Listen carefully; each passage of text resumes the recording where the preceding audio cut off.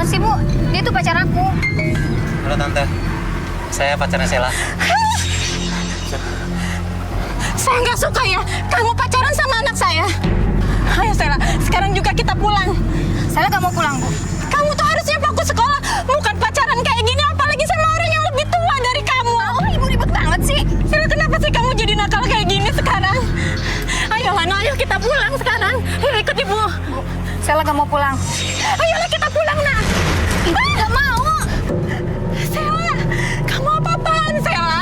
Kamu kenapa, nak? Pokoknya Sela gak mau ke rumah itu lagi. Ya tapi kenapa? Ayo anak kita pulang. Ibu ngerti gak sih? Gak mau. Ibu Sela kan udah nggak mau, Bu. Sela nggak mau Ibu bawa pulang. Udah, Ibu mendingan tenang aja. Sela sama saya. Sela aman sama saya, Bu.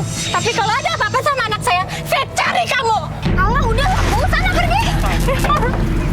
Sela, kamu keterlaluan. Jangan kasar dong sama ibunya, Mbak. Udah Ibu kerja aja. Mas, ambil lagi, Mas. Jahat kamu, Sela. Lalu Mbak Sela setelah keluar dari rumah, biaya kehidupannya Mbak Sela itu bagaimana? Kebetulan saya jadi SPG event. Jadi SPG. SPG event.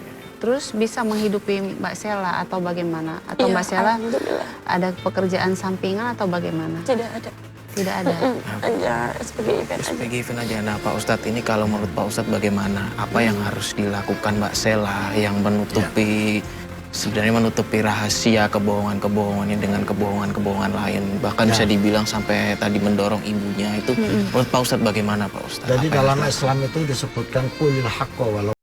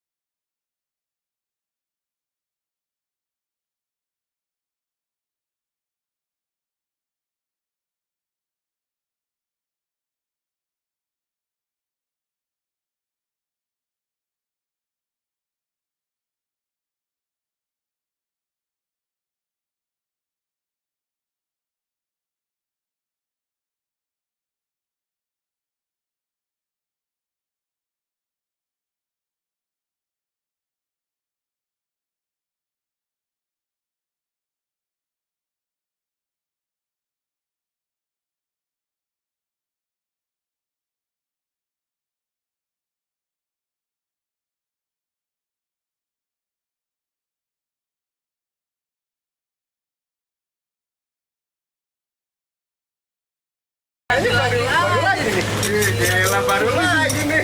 Iya, gue ganti lagi nih. Hah, perasaan kemarin bukan ini. Iya, rambutnya pendek kemarin. Ah, bisa aja lo. Kasih juga mau kali lo kasih begini. Ada deh. Pokoknya ntar gue kasih tahu. Sekarang gue mau cabut dulu nih, ya. Cabut. Lu udah ngomong belum sama bos? Iya. Masalah si bos mah gampang, cincai sama gue. Nanti bos aku lagi. Tahu deh. Tenang aja, si bos gampang. Ayo mas, jalan mas. Ya, say. Tapi nih, hati nih. Siapa tahu ada yang lain ini lagi. Hati-hati apaan? Hati-hati aja ya, bener ya. Jangan main-main gila nih. Ayo jalan mas, jalan. Oke, datang. Kan ada. Mas Robi, Oh, ngikut kamu. kamu bilang sama aku kalau kamu kerja ya? Ini siapa? Mama, tahan mas, sabar. Mbak, apa-apaan sih udah tegang marah-marah? Hah? Saya ini istrinya. Kamu ngapain sama orang ingusan kayak gini? Siapa ingusan, ha? Kamu tahu nggak dia suami saya, hah? Gak mungkin. Gak mungkin. Bener apa enggak, mas? Jawab lah. Kamu tuh nggak inget anak ya di rumah? Hah? Udah sabar, jangan bikin malu. Ini kantor aku, Ma. Ini lagi jadi cewek. Ma. Udah pelan banget sih jadi orang apa? Jangan bikin malu. Ini Ya kan kamu kantor yang aku. bikin malu di sini tau nggak? Nggak tahu diri banget udah punya istri, punya anak. Saya istrinya Mas Robi dan Mas Robi udah punya anak dari saya. Asal kamu tahu itu ya. Tolong jelasin, mas. Iya, sayang. Ini istri aku. Jadi selama ini kamu bohongin aku. Ya, maaf, aku udah bohong sama kamu. Tapi Kurang ajar kamu. Tega kamu, mas. Ya udah sana pergi. sayang. Udah saya cepetan pulang. Pulang. Ih. Iya, Ma. Setelah Mbak Sela dikecewakan oleh pacar, apa yang Mbak Sela lakukan? Apa pulang ke rumah atau Mbak Sela seperti Ya, apa? betul Kak Elga. Saya pulang ke rumah. Lalu Mbak Sela pulang. Saya pulang ke rumah, terus saya malah dapat kesedihan sih pas pulang ke rumah. Ternyata mama saya meninggal. Dan saya nggak tahu kalau mama saya meninggal. maaf Mbak Sela, kalau boleh tahu meninggalnya karena sakit atau apa? Iya sakit, mama saya sakit. Asmanya kambuh gara-gara ulah ayah tiri saya dan kakak saya ngambil apa tabungan yang selama ini mama saya kumpulkan. Ngambil siapa maaf tadi? Ayah tiri saya Ayah tiri. sama kakak tiri. Jadi saya. Mbak Sela pada saat ibu yang meninggal Mbak Sela tidak tahu? Tidak tahu, makanya saya sedih banget. Merasa saya tuh anak durhaka banget di saat ibu saya meninggal, saya nggak ada di tempat. Maaf nih, saya agak mengungkit ya. Kalau misalkan ibu dan Mbak Sela masih ada, apa yang sebenarnya ingin Mbak Sela sampaikan dari hati terdalam Mbak Sela? Meminta maaf sedalam-dalamnya dengan sikap saya yang sudah ngecewain mama saya. Dan saya bakal cerita tentang dulunya saya pernah berkuasa sama ayah tiri atau kakak tiri saya, tuh saya juga minta maaf atas kenakalan saya selama ini. Sudah dorong mama saya waktu dia ngasih tahu saya suruh pulang, tapi saya nggak mau. Terus saya malah dorong mama saya. Malah melawan. Iya sudah melawan kayak sedih. Pak Ustadz, Pak Ustadz, ini kalau menurut Pak Ustadz bagaimana? Apa amalan yang baik dan mungkin doa untuk Mbak Sela? Mbak Sela, Iya Pak Ustadz. Allah akan menerima tobat semua hambanya. Seburuk apapun hamba itu, asal dia secara serius, secara sungguh-sungguh bertobat, insya Allah akan menerima.